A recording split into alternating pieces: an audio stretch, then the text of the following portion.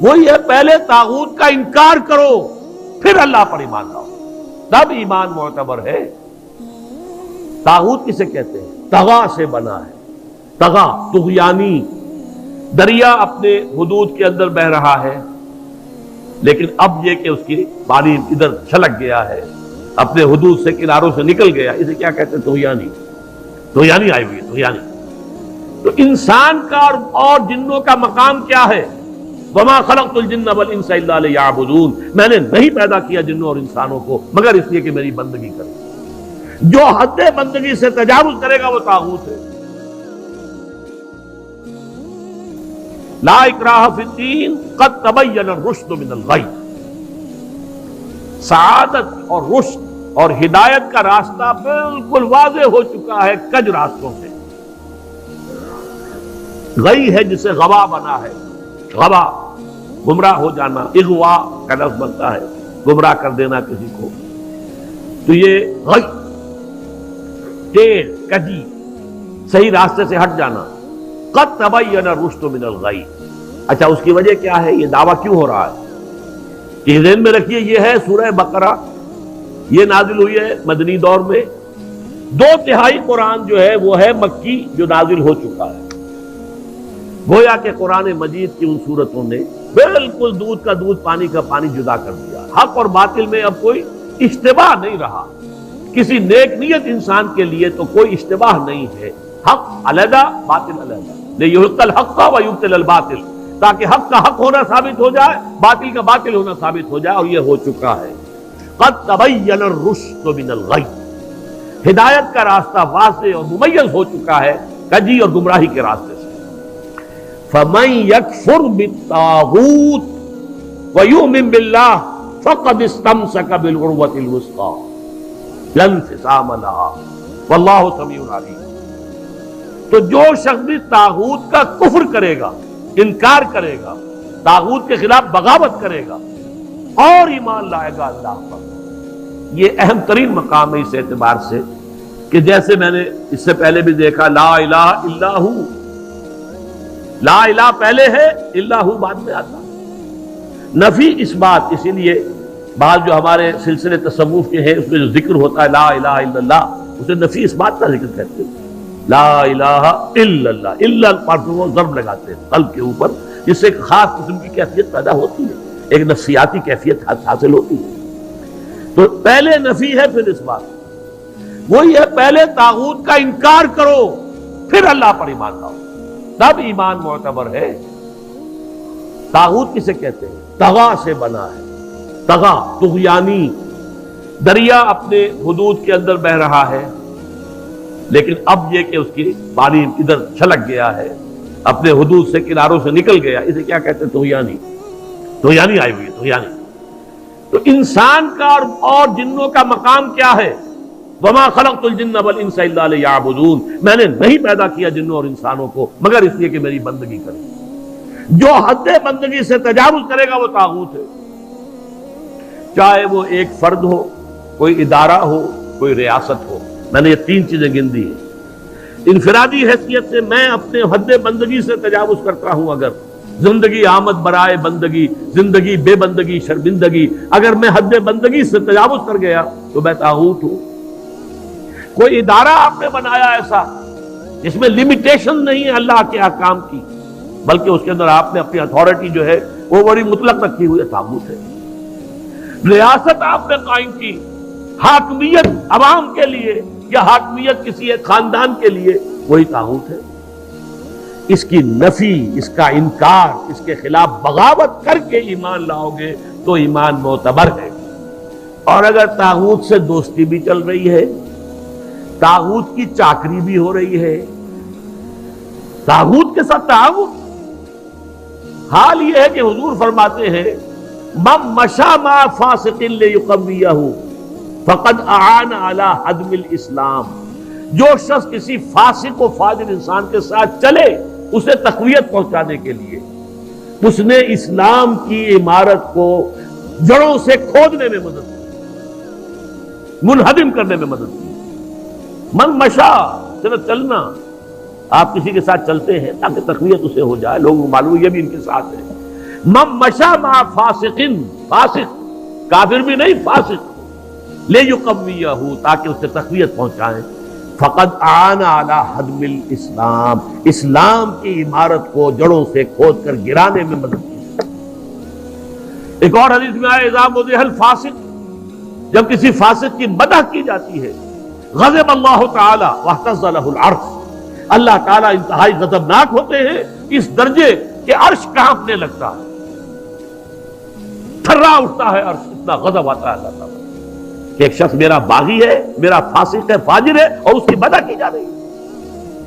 اب اس کی روشنی میں آپ اپنے طرز عمل کا جائزہ لیجیے، لگے ہوئے ہم اسی نظام کی چاکری میں، اسی نظام کو تقویت پہنچانے میں۔ کہاں ہے اللہ کے ساتھ؟ ان سے ہم نے کہاں بغاوت کی؟ الآن جیسے کہ مجھے واقعہ یاد آ گیا حضور کا، کہ حضور اور حضرت عمر ساتھ ساتھ چل رہے ہیں، کوئی چہل قدمی ہے یا کچھ اور معاملہ ہے، حضور پوچھتے عمر تمہیں مجھ سے کتنی محبت ہے؟ عرض کیا کہ حضور آپ مجھے دنیا کے ہر انسان سے زیادہ محبوب ہیں۔ اب آپ آنکھوں میں آنکھیں ڈال کر پوچھتے ہیں اور اپنی جان سے؟ اب ایک تو اندازہ کیجئے کہ یہ سوال کسی ایسے شخص سے نہیں کیا جا سکتا جس سے ذرا بھی بال برابر بھی بودھ ہو دل میں، تو خالص وہ بہت ہی مقرب ہوگا، اسی سے یہ بات کہی جائے گی، اپنی جان سے۔ تو حضرت عمر نے تھوڑا سا توقف کیا، پھر عرض کیا ہاں اب میں کہتا ہوں کہ آپ مجھے میری جان سے بھی زیادہ دیجیے۔ فرمایا الآن، اب پہنچے ہو تم اس مقام پر کہ جہاں ہونا چاہیے۔ تو الآن والا معاملہ یہ ہے کہ انسان تن من دھن اپنی زندگی ہر شے لگا دے طاغوت کے خاتمے اور حق کے غلبے کے لیے۔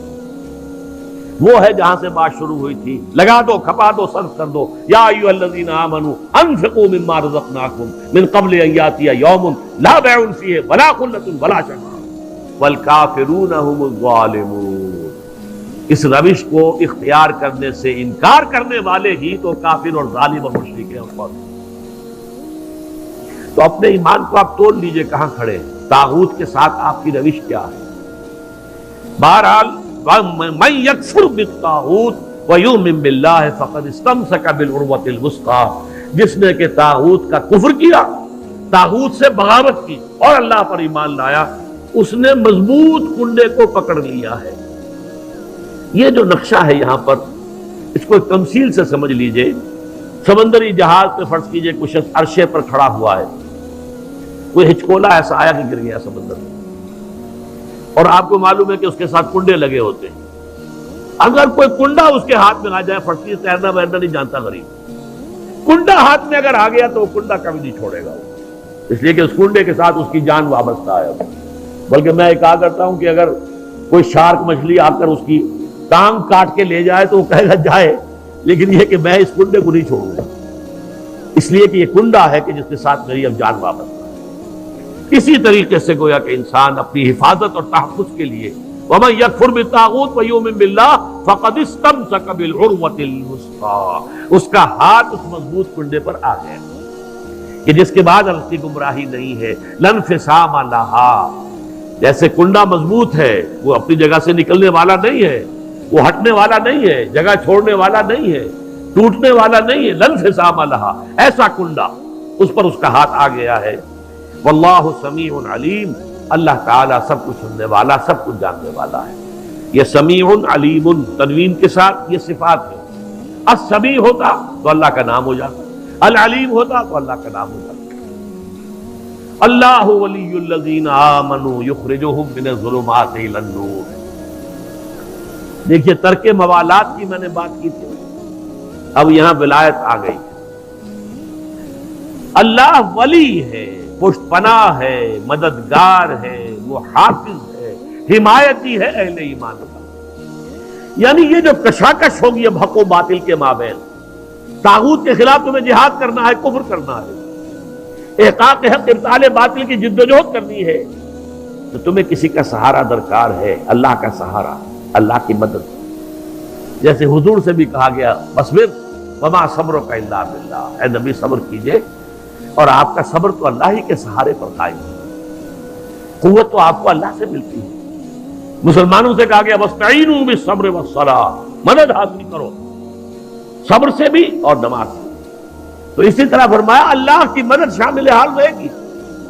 اللہ ولی الذین آمنوا، اللہ ولی ہے اہل ایمان کا. اور یہ رشتہ جو ہے موالات باہمی یا جسے ولایت باہمی کہتے ہیں. یہاں بھی ذرا سمجھ لیجئے، دو لفظ ہیں ہمارے ہاں، لوگ اس کو ایک دوسرے میں کنفیوز کر دیتے ہیں. ایک ولایت ہے، ولایت واو کے زبر کے ساتھ، یہ والی سے بنا ہے. والی، والی دمشق یعنی حاکم دمشق.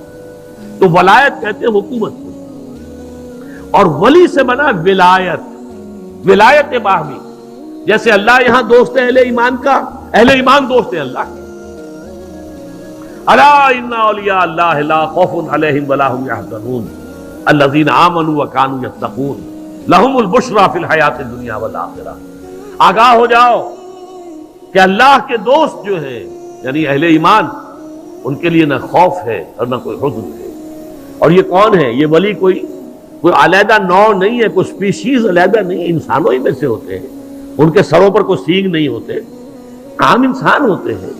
البتہ کیا؟ الذین آمنوا وکانوا یتقون، ایمان اور تقوی، ایمان لائے اور ایمان حقیقی، اور تقوی ہے انہیں پش کر رہا ہے. ثم اتقوا وآمنوا ثم اتقوا واحسنوا واللہ یحب المحسنین. یہ ایمان اور تقوی ہے تو وہی اللہ کا ولی ہے. الا ان اولیاء اللہ لا خوف علیہم ولا هم يحزنون الذین آمنوا وكانوا يتقون لهم البشرى فی الحیات الدنیا والآخرہ. ان کے لیے تو بشارتیں ہی بشارتیں ہیں دنیا کی زندگی میں بھی اور آخرت میں. تو وہ ہے ولایت، اللہ کے بندے اللہ کے ولی ہے صاحب ایمان. یہاں اللہ ولی ہے اہل ایمان. جو بھی وہ طاغوت کے خلاف جد و جہد کریں گے، کشاکش کریں گے، محنت کریں گے، انفاق جان و مال کریں گے، انفاق مال اور بذل نفس کریں گے، وقت خرچ کریں گے، اپنی قوتیں لگائیں گے، جان و مال کے اوپر خطرات مول لیں گے، اپنی اولاد کو انویسٹ کریں گے، تو اللہ تعالیٰ ان کی مدد کرے گا، پشت پناہ ہوگا قدم قدم پر. اللہ ولی الذین آمنوا یخرجہم من الظلمات الی النور، اور وہ انہیں نکالتا رہتا ہے اندھیروں سے روشنی کی طرف.